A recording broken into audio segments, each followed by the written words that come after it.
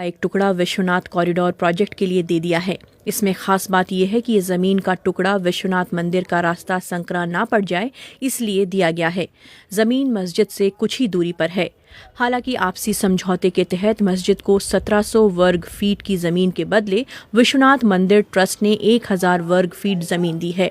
Court के बाहर हुए इस समझौते से मंदिर और उससे जुड़े लोग यानी हिंदू खुश हैं, तो वहीं मुसलमान इसे मिसाल के तौर पर पेश करना चाहते हैं। वहीं इसे दूर से बैठे लोग बड़े आश्चर्य से देख रहे हैं और समझ रहे हैं, क्योंकि अयोध्या के बाद अब हिंदूवादी राजनीतिक दलों का केंद्र बिंदु वाराणसी का ज्ञानवापी मस्जिद है। दरअसल ज्ञानवापी मस्जिद के पास विश्वनाथ मंदिर से सटी 3 जमीनें हैं। उसी में से एक प्लॉट 1700 वर्ग फीट का है। इस जमीन पर 1991 में बाबरी मस्जिद विध्वंस के बाद ज्ञानवापी मस्जिद और विश्वनाथ मंदिर की सुरक्षा के लिए कंट्रोल रूम स्थापित किया गया था। वाराणसी राजस्व विभाग के अनुसार ये जमीन सुन्नी वक्फ बोर्ड की थी। इस जमीन को वक्फ बोर्ड ने काशी विश्वनाथ मंदिर धाम को सौंपा है, जिसके बदले ज्ञानवापी मस्जिद को विश्वनाथ मंदिर की ओर से 1000 वर्ग फीट जमीन पर बना एक मकान दिया गया है। ये मकान ज्ञानवापी मस्जिद से 400 मीटर दूर सड़क के दूसरी तरफ है। इस भवन को विश्वनाथ मंदिर ने अनवारुल हक से तकरीबन 5 करोड़ रुपए में खरीदा है।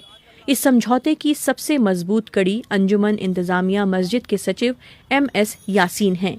अंजुमन इंतजामिया मस्जिद ही शहर के सभी मस्जिदों की देखरेख करती है। यासीन मुस्लिम पक्षकार तो हैं ही, साथ ही हिंदू भावनाओं को लेकर भी खासे संजीदा हैं। उन्होंने इसके बारे में जानकारी देते हुए कहा कि विश्वनाथ मंदिर कॉरिडोर के निर्माण के दौरान मंदिर प्रशासन को अधिक जगह की जरूरत है। मंदिर की ओर से जाने के लिए रास्ता तंग पड़ रहा था। मस्जिद के पास 8276 प्लॉट नंबर की एक जमीन थी, जिस पर कंट्रोल रूम बना हुआ था। मंदिर प्रशासन की ओर से ये जमीन देने को लेकर प्रशासनिक अधिकारियों से कई दौर की बातचीत हुई। फिर समुदाय और शहर के प्रतिष्ठित लोगों से भी सहमति ली गई। सुन्नी वक्फ बोर्ड से भी अनुमति लेने के बाद ये तय किया गया कि ये जमीन मंदिर के पक्ष को दे दी जाए, ताकि मंदिर का रास्ता भव्य हो जाए। इसमें तकरीबन 1.5 से 2 साल का समय लग गया। यासीन कहते हैं कि ये जमीन देकर हमने तो अपनी तरफ से पहल कर दी, अब आगे देखते हैं कि वो क्या करते हैं। जिस जमीन का हस्तांतरण हुआ है, उस जमीन को लेकर सुन्नी वक्फ बोर्ड और विश्वनाथ मंदिर के बीच 3 दशक से बनारस के न्यायालय में मुकदमा चल रहा है। ऐसे में इस फैसले से वो लोग खुश हैं जो कॉरिडोर की भव्यता के लिए कोशिश कर रहे हैं। काशी विश्वनाथ धाम के निर्माण में मंदिर की पौराणिकता और पवित्रता की देखरेख कर रही काशी विद्वत परिषद के महामंत्री और बनारस हिंदू विश्वविद्यालय में संस्कृत के प्रोफेसर राम नारायण द्विवेदी ने बताया, काफ़ी दिनों से उत्तर प्रदेश सरकार शासन के लोग इन लोगों के साथ बातचीत चल रही थी। जो अंजुमनी इंतजामिया कमेटी है यहाँ की वाराणसी लोकल की, उस कमेटी के जो सचिव हैं यासीन भाई से कई मुद्दों पे कई बार चर्चा हुई थी कि आप जो हमारा एक police control room 1700 square feet में बना हुआ है, वो आप उस ज़मीन को आप काशी विश्वनाथ मंदिर को धाम को दे दीजिए और इसके बदले आप जहाँ भी चाहें आपको हम ज़मीन देने को तैयार हैं। तो सरकार की इस बातचीत के कई दौरों में चलने के बाद इंतजामिया कमेटी के यासीन भाई जो सचिव हैं, जिनको देने का ज़मीन देने का हक है, उन्होंने आपसी सहमति के तहत विश्वनाथ मंदिर के कार्यपालक अधिकारी के साथ वार्ता हुई, यहाँ के प्रशासनिक अधिकारियों के साथ वार्ता हुई मंडल के, और सहमति बनने के बाद ये ज़मीन की रजिस्ट्री आज से 2 दिन पहले काशी विश्वनाथ धाम के नाम हो गई है। और काशी विश्वनाथ मंदिर ने इसके एवरेज में इनको ज़मीन जो है सड़क पर जो व्यवसायिक जगह है, अच्छी जगह है, उस जगह पर इनको 1000 स्क्वायर फीट की ज़मीन इनके नाम रजिस्ट्री करा दी है। इनके कमेटी के नाम वो ज़मीन दे दी गई है।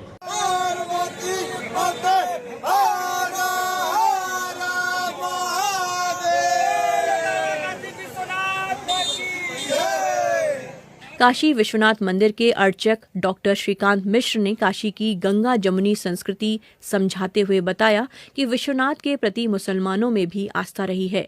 1983 से लेकर तत्कालीन मंदिर महंत पंडित रामशंकर त्रिपाठी से एक मुसलमान ने बाबा को दूध चढ़ाने का आग्रह किया। मंदिर का महंत होने के नाते उन्होंने उस मुसलमान भक्त को मना किया और साथ ही ये भी कहा कि अगर तुम्हारी श्रद्धा है तो मैं तुम्हें रोकूंगा नहीं। इस पर उस भक्त ने ज्ञानवापी परिसर में ही जमीन पर दूध चढ़ाया। अब वही आस्था और विश्वास एक बार फिर से दिखाई दे रहा है। ज्ञानवापी मस्जिद में कई दशक के नियमित नमाजी पत्थर गलिया निवासी काजी रुद्दीन कहते हैं तो कमेटी वाले पहले तैयार नहीं थे, अब कमेटी वाले तैयार हुए तो दिए। वो ऑब्जेक्शन हो रहा था कि ज़मीन उनको बीच में आड़ पड़ रही थी, रोड नहीं निकल पा रही थी, इसलिए वो ज़मीन को उन लोगों ने दिया कि मंदिर का भी रास्ता सही हो जाए। जैसे हम लोग मस्जिद में एकदम साफ रास्ते में जाते हैं, मंदिर का भी रास्ता बिल्कुल साफ हो जाएगा। इसी वजह से ये हम लोग का सहयोग है। अच्छा, ये हम लोग का सहयोग है। हम लोग चाहते हैं कि जो बनास जैसे था पहले, हर धर्म के लोग खुशी खुशी जाते थे अपने अपने स्थान पे, वैसे जाए। ये हम लोग की सोच है, इसी सोच की वजह से वो ज़मीन दिया गया। वहीं यहाँ पर चाय की दुकान चला रहे सुनील कुमार यादव इससे थोड़े परेशान हैं।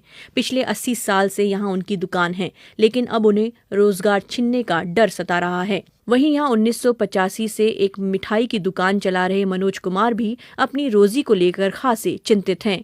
वे कहते हैं कि अभी उन्हें यहाँ से हटने को नहीं कहा गया है, लेकिन जब जमीन बिक जाएगी तो हमें अपनी रोजी के लिए कुछ सोचना होगा। दो पक्षों के बीच हुई जमीन की इस अदला बदली के बीच एक तीसरा पक्ष भी सामने आया है। कोर्ट की ओर से ज्ञानवापी स्थित विश्वेश्वर मंदिर के लिए नियुक्त वादमित्र सीनियर एडवोकेट विजय शंकर रस्तोगी इस पूरे मसले पर कोर्ट का दरवाजा खटखटाने की तैयारी कर रहे हैं। BBC से बातचीत में उन्होंने बताया, यह ज्ञानवापी परिसर में 3 प्लाट हैं, 9130, 9131 और 9132। ये तीनों प्लाट स्वयंभू ज्योतिर्लिंग विश्वेश्वर की संपत्ति है, मंदिर की संपत्ति है और पब्लिक रिलीजियस चैरिटेबल एंडाउमेंट है, जिसके मालिक स्वयंभू ज्योतिर्लिंग विश्वेश्वर हैं। सुन्नी सेंट्रल वक्फ बोर्ड की कभी कोई ज़मीन नहीं रही है, किसी ने कभी कोई इसका कोई वक्फ नहीं किया, न वक्फ करने का सवाल उत्पन्न होता है।